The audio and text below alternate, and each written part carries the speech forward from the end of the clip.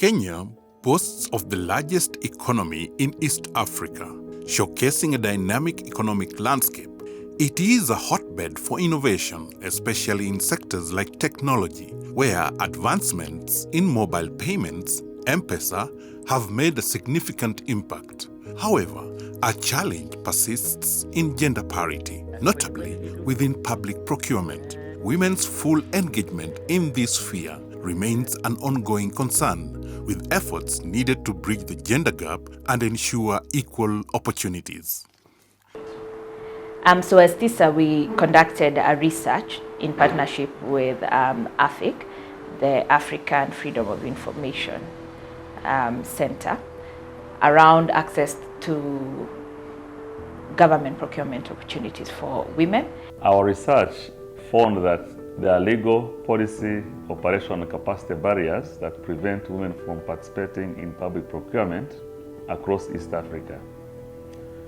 And in response to these findings, we have undertaken advocacy campaigns in Ethiopia, Kenya, Uganda, Tanzania, and Rwanda, and we are very pleased that governments have responded positively to these recommendations.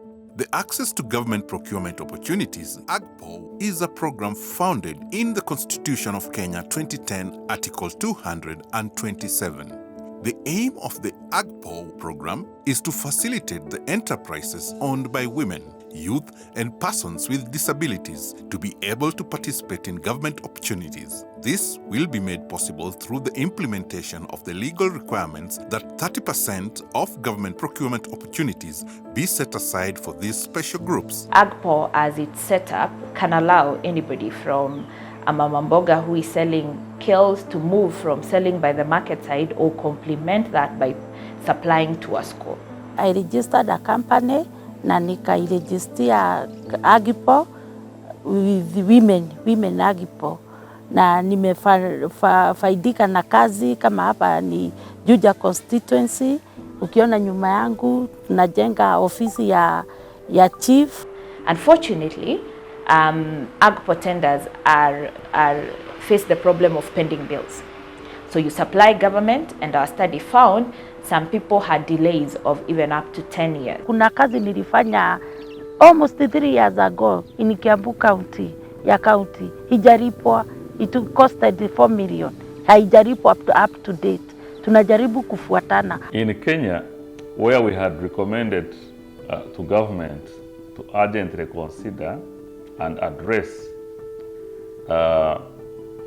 delayed payments as one of the key challenges that was frustrating women from participating in public procurement, we are pleased that the government, under the leadership of President William Ruto, has set up a cabinet subcommittee to verify all delayed payments, and they have committed that once this is verified, the government is going to expedite payments.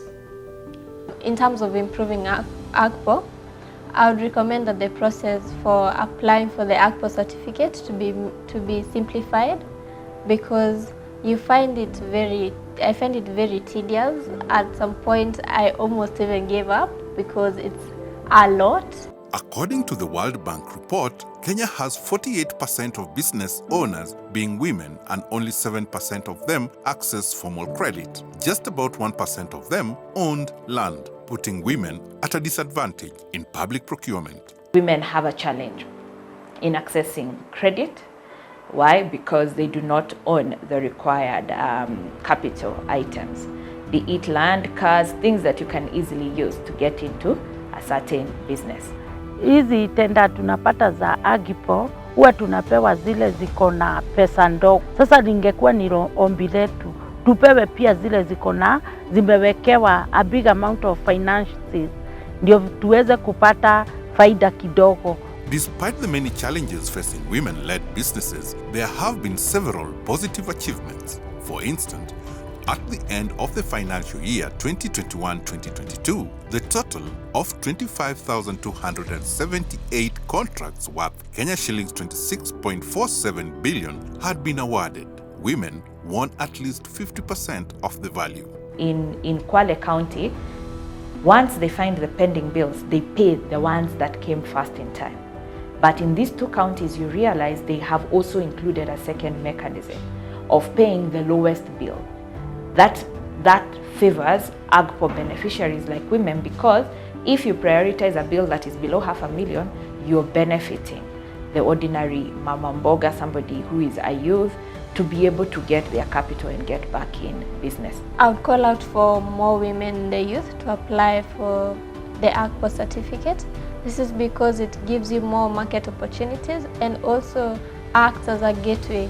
You'll be able to apply for more bids, you'll be able to get connections, and be able later even be able to apply for bigger jobs than the ones you would apply right now. The research found that whereas governments have reserved contracts for women, women businesses were not taking them up.